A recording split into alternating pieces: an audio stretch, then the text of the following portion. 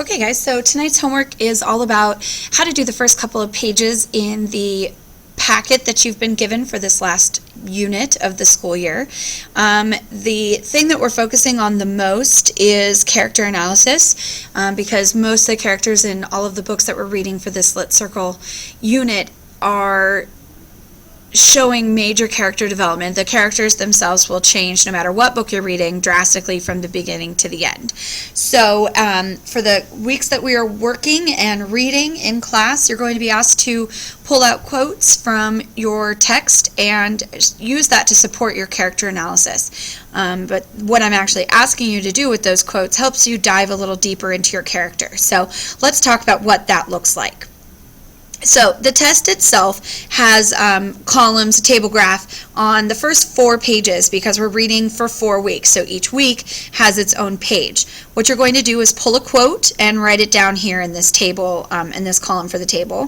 The quote should be something that sticks out from the book itself that tells you about the character. Don't forget to write down the page number that quote came from. And then in your own words on this side, you're going to explain what this quote means to you and your understanding of the character, as well as giving some motivation behind what the character is doing. And then at the bottom of each weekly page, there is a part that you're going to be asked to basically give me a summary of what the character means to you or looks like to you at this point in the novel. So you'll write down a quick couple of sentences summary here. And I'm hoping that you will actually use the, I'm going to go back a page in the slide real quick. I'm hoping that you're going to use this particular section here for the whole week. You're going to look at that and use that to help you write this particular summary. So I'll give you some examples, don't worry. So in the end, your page looks like this, where you're going to write the quote down from the story, you're going to explain in your own words, and then down here at the bottom, at the end of the week, you'll write a summary of the character at this point in the story. Of course, don't forget the page numbers, those are always important. And this little box thingy bobber here down in the corner is for my teacher use. I will be checking your page on Monday of every week for the previous week to see that you've completed it, to keep you on task.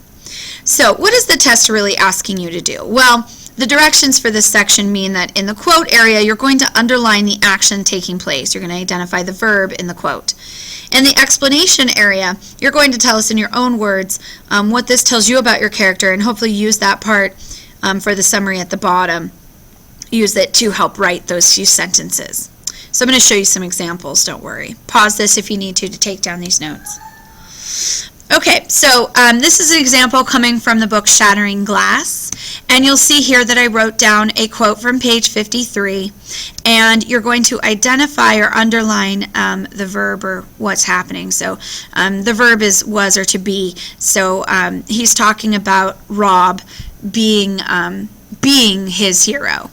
So you'll write down the page number, of course, and then over on this side you're going to tell me what the quote is really meaning and then also how it relates to the character. So the example here, Young tells us how Rob seems to understand him like no one else, and the motive is that Rob listens and seems to help, and because of that he is his best friend. Again, at the beginning of the novel. And you'll see this is actually from a student packet last year, these examples that I'm giving you. So based on the rest of the pieces here from this student example, he has quotes from page 53 all the way to page 125, so he almost finished the novel. And based on how far he was in the book Shattering Glass, he came up with this quick little summary for Young as he saw him towards the end of this first week. So he says, Stuart Young is popular because he is rich and all right looking. He really looks up to Rob as his hero, but he doesn't put as much effort in as Rob would like into the project with Simon. It really sounds like he doesn't even like Simon at all. As Rob begins to create more elaborate plans, Young really wonders why. So you'll see that due to his quote analysis, character analysis, he really does start to develop a better understanding of the character Young in Shattering Glass. So now let's talk about, because I know I said in order to get an A, you need to read more than one of the novel options that I've given you.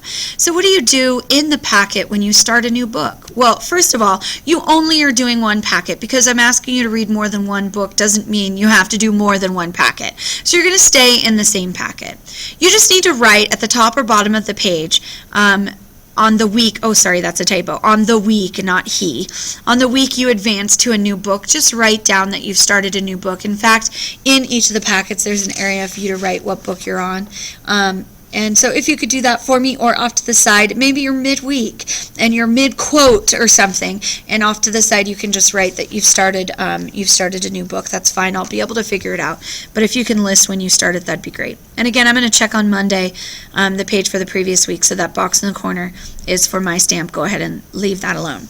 All right, you're finished. Nice and short and sweet this time around. Hopefully that'll explain the first couple of pages in the packet for you. Let me know in the WISC if you still have any more questions, and I'll try to answer them in class tomorrow. Thanks, guys.